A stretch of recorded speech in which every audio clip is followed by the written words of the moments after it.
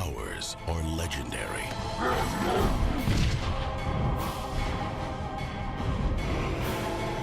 Their origins are unknown. Their methods are extreme. And the game is on. LXG, the League of Extraordinary Gentlemen.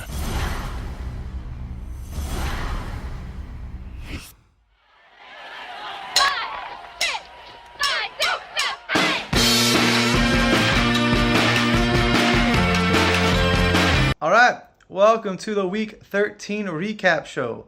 Let's just go ahead and jump into this one here. My first recap is going to be the Barbarians versus Hypermaneuver. In this game, we had two quarterbacks going to a week who had really nice matchups. We were expecting big things. And they both did just okay. Phillip Rivers versus Cleveland and Kirk Cousins at Dallas both just had okay games. And then when Cousins struggled, so did Jamison Crowder. But for Craig, Jarvis Landry struggled as well. But in both situations, Craig came on top by 2 points. So give him a little bit of loose change to work with. And this is how the game went, with Craig winning most matchups by a point or two. But he did lose the tight end matchup with 0 points from Jared Cook at the New York Giants, which was the best matchup for a tight end this weekend.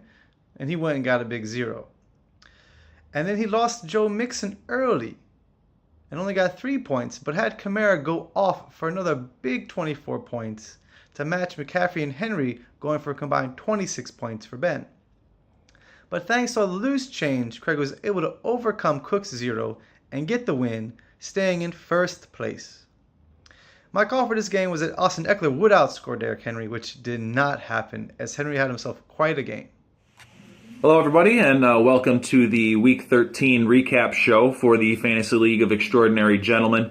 My first recap here for Week 13. Let's start with the high score of the week, and that would be Carlos here in Week 13. Carlos scoring a big 126 points this week, taking it to the Kneecaps, who finished the week with only 57 points on the week. But on to Carlos's team here. He got a really big day out of the LA Rams defense.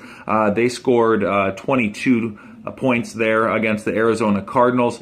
Funny thing about this matchup, each of them had the highest kicker points for the week. So Greg Zuerlein and Justin Tucker each got 17 for their teams respectively there. But the big story here is Tyreek Hill's monster night. 30 points from Tyreek Hill. Been a long time since you could say something exciting about the Chiefs offense in general, but especially about that guy. So he came through big here for Carlos with the win. Carlos moves to 6-7, and with one more week left in the regular season here, Carlos will look to push that record even to finish off the 2017 season.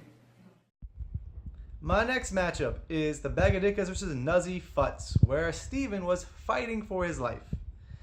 And barring a whopping 60-some point victory this week, he will probably miss the playoffs. Thanks to Nuzzy Futz, who was projected to win 82-98, but ended up getting the win 75-83 for an 8-point win for Aaron. A lot closer than expected for sure, with duds from Cooks, Diggs, and most surprisingly and worrisome, Jordan Howard for the Nuzzy Futz. But he got enough from Keenan Allen, and Todd Gurley to set up the win, with the Baltimore defense closing out the deal thanks to a 16-point day versus Detroit. More to come on this one a little bit later. The Dickas kept the score respectable thanks to Derek Carr's decent day and a huge 21 points from Travis Kelce.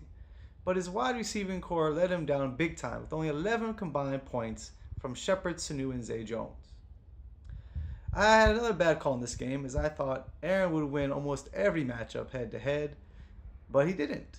He actually lost the matchups 3-4.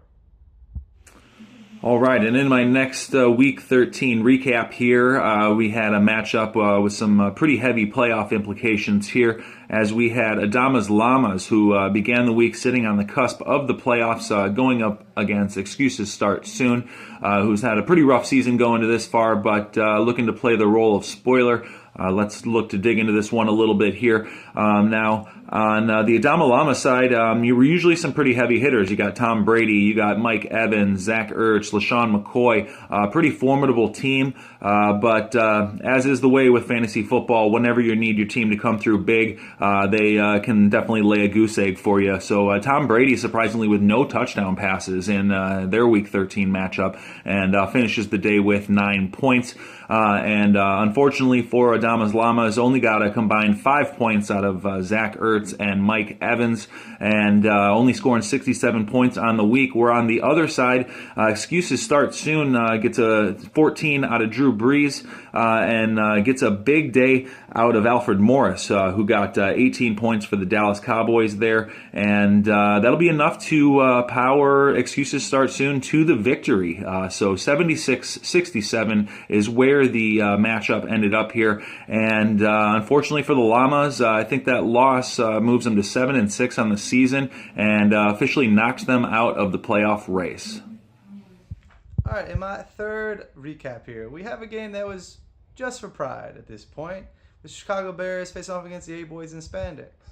Well, again, there was an outside chance Kristen could have made the consolation bracket, so I guess this had a little bit of a spoiler alert to it.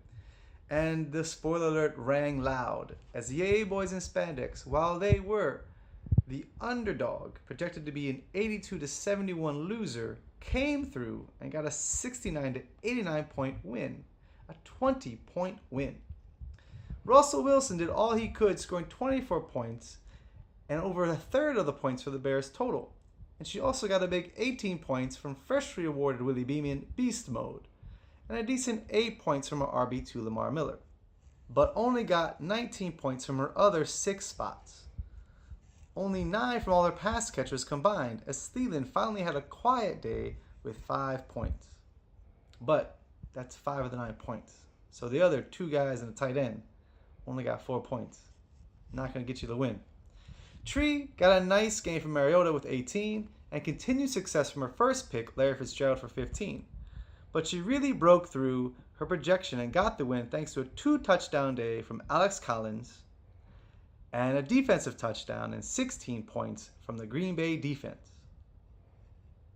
My call for this game was that 4 of their 5 running backs would break double digits, while 2 of them did, with Beast Mode and Alex Collins having really good days. Lamar Miller and Carlos Hyde only got 8 and 6 respectively, so didn't quite get in double digits.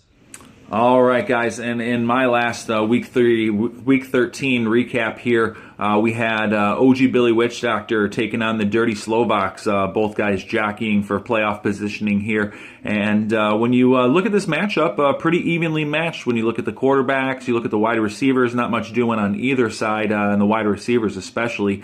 But when you get to further down the roster, you start looking at the running backs and tight ends, and this is where you start to see some big performances for these guys here. So on the OG Billy Witch Doctor side, started Kenyon Drake this week, who was going to be the sole running back for the Miami Dolphins, and he didn't let you down, as he got 20 points for OG Billy Witch Doctor there. Other than that, a little bit disappointing, as Jay Ajayi only gets 4 points, and Julius Thomas, another Dolphin there, only getting a few points there for OG Billy Witch Doctor, whereas on the other side of the line, this is where Slovaks pull away for the victory here, as they get Gronk, who will be suspended this week, but managed to get him 14 points in last week's matchup against the Bills. And big day for Le'Veon Bell, 23 points for him, and also got a solid day from CJ Anderson, who ended up finishing just in double digits with 10, and that was enough points to tip the scales towards the Slovaks in this one. So Slovaks get the 93-83 win, moving up into 4th place, and knocking OG Billy Witch Doctor into 3rd. So if the playoffs started today, luckily they don't, but we have the Barbarians already locked into that top slot. Right under that, we got Nuzzy Futz, followed by OG Billy Witch Doctor, and Dirty Slovaks with the win in Week 13 moves into 4th place and currently sits in playoff position. My last matchup for the Week 13 recap show is going to be Chi-Town beatdown versus Joski. Projected score of 88-78 and a final score of 110-63, giving Josh a very big win. I'm not even going to do the math. I'm going to start this recap off the same way I started the preview of this game. Detroit Lions are at the Baltimore Ravens. The Detroit Lions are going to play at the Baltimore Ravens. I tried. I said it twice, Joe. I tried the best I could to have you put some effort, switch them up, do something. You were still alive for the consolation bracket. That's the first pick of the draft. But Joe did not fold in his conviction to his Lions and left 4 of them in. And those 4 players got a combined 16 points. This includes his quarterback Stafford, and of course a negative 4 points from the Detroit Lions defense.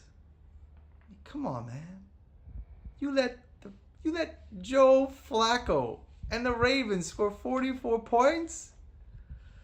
That's just ludicrous, man.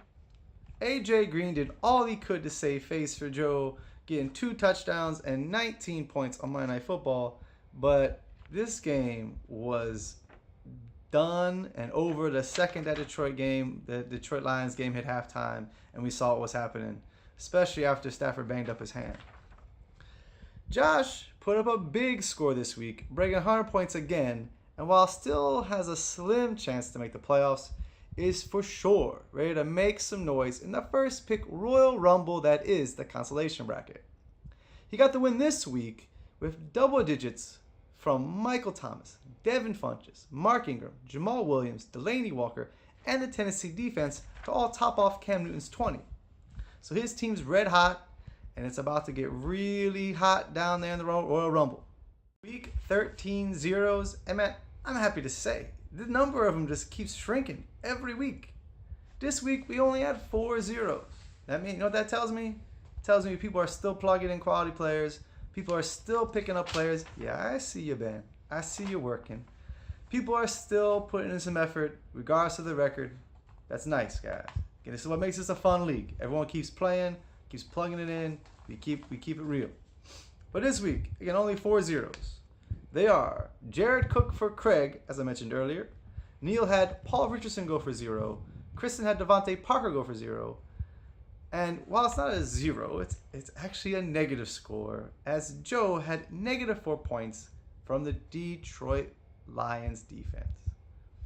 And look, man, I could easily give it to Jared Cook because he walked into the best tight end matchup this season has to offer with the Giants and put up a stinker, put up a goose egg. But man, you let Joe Flacco, and the Baltimore Ravens offense, Jerry Maclin, Mike Wallace, some guy named Alex Collins, no one heard of before 3 months ago, put up 44 points. 44 points? Yeah. And you get negative 4 points. So, the biggest zero for week 13 is Joski's Detroit Lions defense. The Bears are who we thought they were. And that's why we took the damn field. Now, if you want to crown them, then crown their ass. But they are who we thought they were. And we let them off the hook. Just me and Danny Green, man, we're chilling. You guys watch the games on the weekends, and you think things are going good for you. After the games are over, win or lose, you just go home, relax, crack a beer, have a good time. Me? No. After Sunday night games, all I have in my head is fucking Danny Green just mouthing off and going crazy. Because again, I think almost every loss I've had this year, I only have 4 of them so far. I think they've all been Monday Night Football comebacks. Actually, it might be. I think there's one that wasn't. But this one was fairly expected, though. As going into Monday Night Football, I had an 83-67 point lead over the Dirty Slovaks. But he had Le'Veon Bell and the Pittsburgh defense going up against Cincinnati. And it ended very nicely for the Slovaks, as he got 23 points from Le'Veon Bell and 3 points from the Pittsburgh defense to complete the comeback and to win 83-93. I could turn back time if I could find a way. I'd take back those words that'll hurt you, and you'd stay. Man, I'm pretty sure this is a first for Cher. I think she's got a new little guy in her heart this week, as the Heinrich maneuver lost by 7 points to the Barbarians. And if he could turn back the time, as Cher so eloquently puts it, and plug in Nelson Aguilar over any of his wide receivers, Jamison Crowder for 4, Emmanuel Sanders for 1, or even Des Bryant for 12, he would have got the extra points to get the win and the victory, with Nelson Aguilar's 20 points on his bench. Thanks, Cher. It's been fun. Gotta get to work. That's right. Yes. Come on. My name is Willie. Baby, I keep the ladies creaming, and all my fans got screaming. You can defeat me. All right. Week 13, Willie Beeman time. This week's nominees are Robbie Anderson with 10 points. Not his best game, but he's keeping it going. Putting up the points still. Kenyon Drake with a breakout in his first game as a starting running back with 20 points. Marcus Lee with 14 points this week. Jamal Williams of the Packers with 18. Devin Funchess for 12. And Alex Collins for 21 points. Now, this is, again, only 3 more weeks of the season, so who's going to round out? Who's going to win people championships? Man, Jamal Williams got a good matchup this weekend. The next two after that aren't that great, but he is possibly getting Aaron Rodgers back, but he also is getting Aaron Jones back. So that's a little bit questionable situation. Devin Funchess, he's got a couple bad matchups, and I still don't really trust it too much. Kenyon Drake, it's Miami. You know what? As much as I would love to give it to him, I've been saying the same thing with Alex Collins for the last 3 weeks now. He's been nominated. He plays for the Ravens. And there's no way I'm going to give it to a Raven. But, man, it's him or it's going to be Robbie Anderson, who's just on a hot streak, man. He's been on fire. But he's got a gimpy hammy this week. So it's a tough one. And the deciding factor will be pretty much because he's on my team. I try to avoid giving these to guys on my team just because I know somewhere in my head, as much as I might fight it, I probably do give him a little bit of a slight advantage when I'm doing my little tally in the head.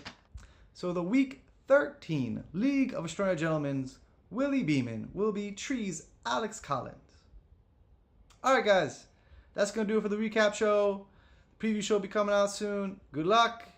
Get ready for the Rumble, guys. That first pick, it's gonna be sweet.